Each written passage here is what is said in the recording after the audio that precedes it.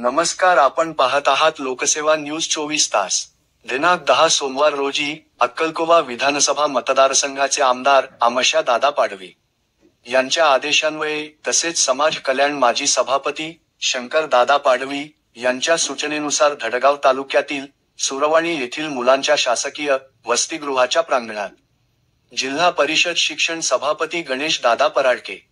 यांच्या अध्यक्षतेखाली बचत गटांना तसेच वनपट्टे धारकांना शेळी गट वाटप करण्यात आले. यावेळी जिल्हा परिषद माजी सदस्य रवी दादा पराडके, अक्कलकोवा तालुका उपप्रमुख तुकाराम वळवी, धडगाव नगरपंचायतीचे नगरसेवक राकेश पावरा, बंटी पाटील, आमदार आमशा दादा पाडवी यांचे स्वीय सहाय्यक रवींद्र गौरव, हुजेफा बलोच तसेच आदिवासी विकास विभाग तळोदा येथील वाणीसाहेब, चाळीसगाव येथील पशुवैद्यकीय अधिकारी डॉक्टर बनसोडे, धडगाव तालुक्यातील पशुवैद्यकीय अधिकारी डॉक्टर जोगदंड आदी मान्यवर उपस्थित होते.